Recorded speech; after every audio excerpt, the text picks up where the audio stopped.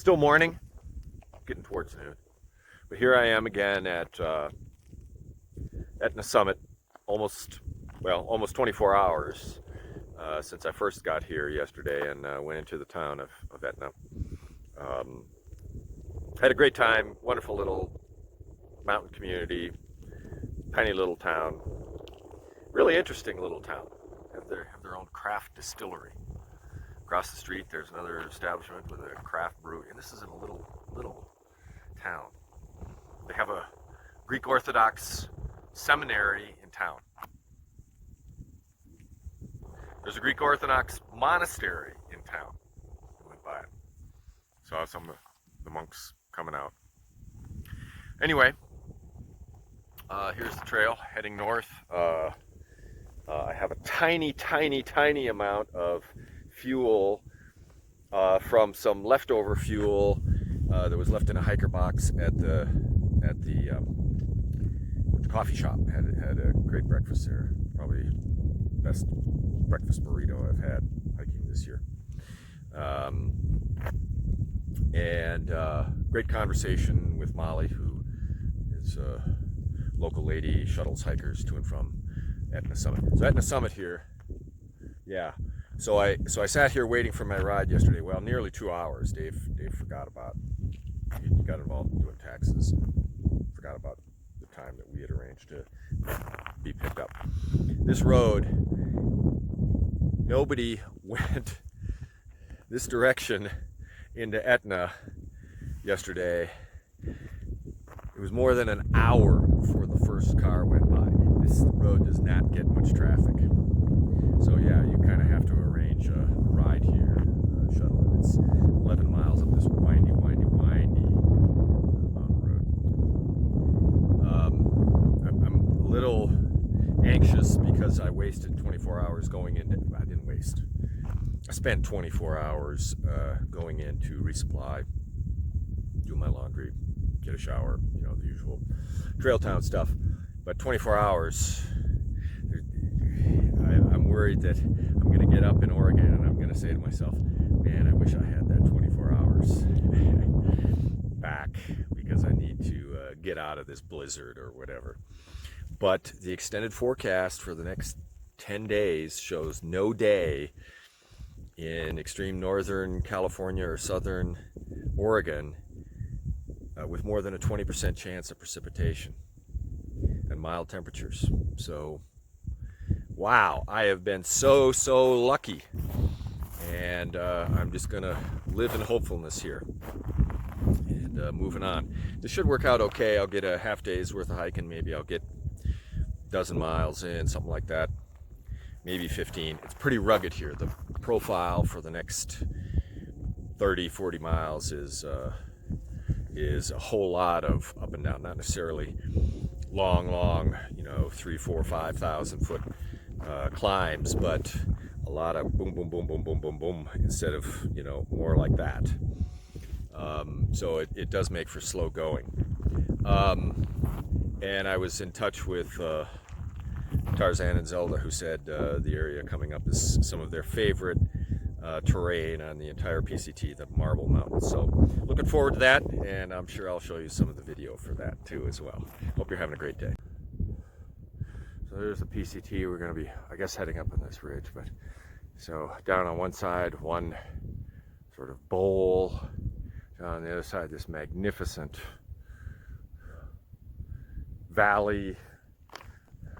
Really down at the bottom, it's kind of a canyon almost. Let me see if I can walk down here without falling down. Yeah, look at that. Wonderful. Wow. I'm a lucky man on a beautiful day in a wonderful part of the country.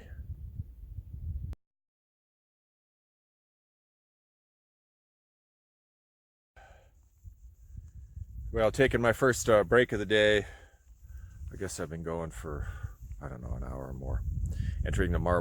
Have entered the Marble Mountain Wilderness, and give you a little sense of some of the terrain I'm looking at here. And then I noticed, just as I pulled off my pack, sort of looking over my shoulder, so to speak, right there, sort of right above where that tree is. Perhaps you can see where Mount Shasta is peeking out still. I've been looking at Shasta now for, I don't know, 10 days, 2 weeks, something like that, because the trail makes this long transit east to west across Northern California, pretty much directly south of where Mount Shasta is. So yeah, I mean, I've been looking at it for a couple weeks from different angles, but now it's over the shoulder. It'll be fading into the distance. Might be my last view of it at all. Anyway, yeah, great terrain here. Wow, super.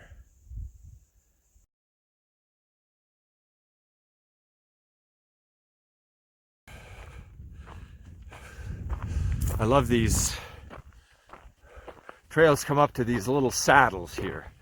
You can here. This is the valley I've been looking at. This is the valley I've been coming up, and it climbs up the side here, and it just pops through these little saddles, and then almost always the trail will continue on the opposite side, and so you're now into a different drainage.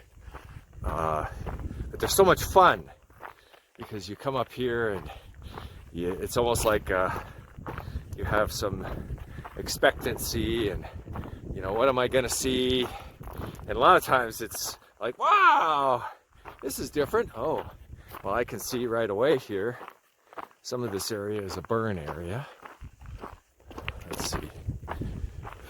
Oh yeah, down through there. Yeah, it was interesting. I was talking to some of the local guys, you know, meeting at the cafe this morning, and they were giving me all sorts of local information. They just sort of meet there, and we were talking about forest fires, and I said, yeah, on the Appalachian Trail, I can't think of a single place on the AT where I went through that was subject of a recent forest fire. Now, I know a few years ago down in the Gatlinburg area in the Great Smokies, I mean, Gatlinburg kind of burned, but I don't remember that the AT itself is going through some of the burn areas. Here on the PCT, look at this, this is great. Wow. Happy rock formation, as Mr. Ross might say. But here on the PCT, you're going through burn areas all the time. And the locals were talking about a forest fire going on way south. I think it's like, even they told me. I was afraid it was in this local area, because I had seen a notification on the trail to be careful because there was a burn. Well, maybe it was this area, because they said it was, yeah, just a few miles up from the trailhead where I got on today. Yeah, maybe it's this very area. But the notification was from much earlier in the year, and I didn't see that or notice that. Anyway, they were talking about this current burn going on, like, turns out it was near San Francisco. 70-mile-an-hour winds, tinder dry conditions. Yeah, happens a lot here in the West.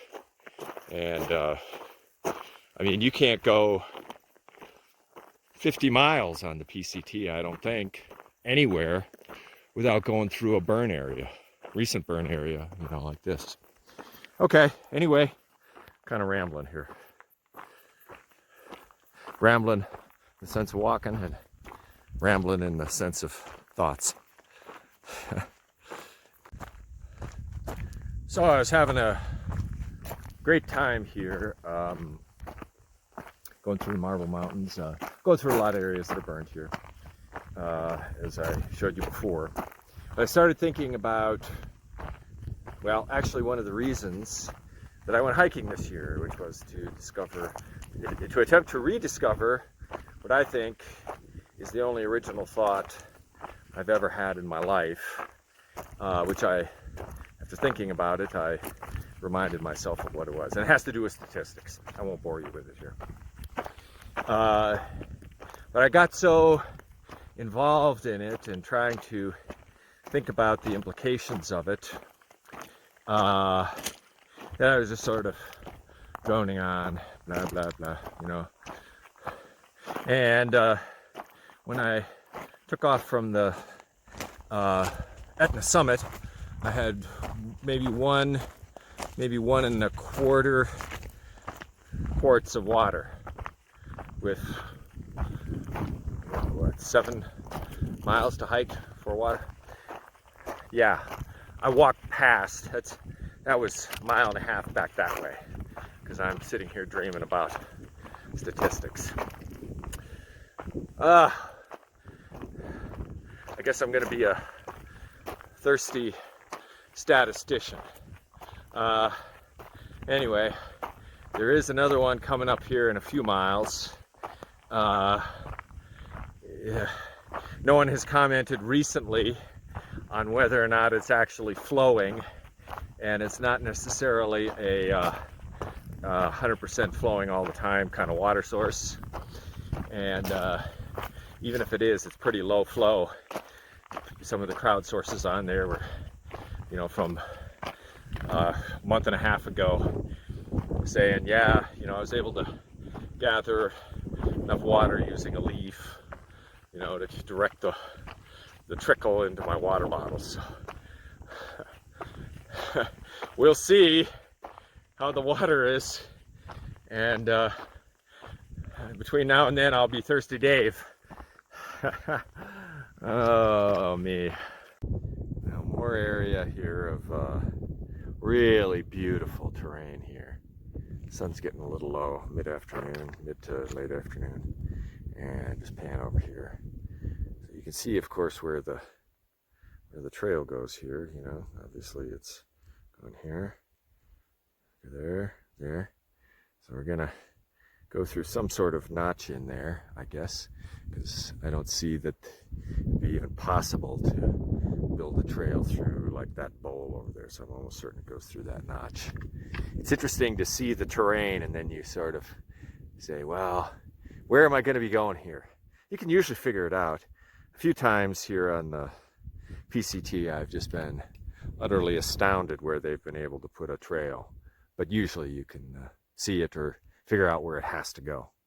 Anyway, beautiful, beautiful mountain. And looking back to where I came from.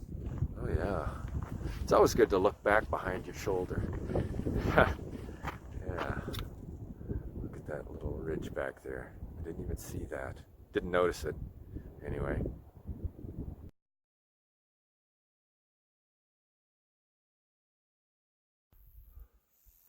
And another night here in which, you know, you get the blues and the pinks coming through. Yeah. Isn't that cool? Wow. I don't think these are contrail jets. These are just wispy clouds that have sort of layered there, stacked up.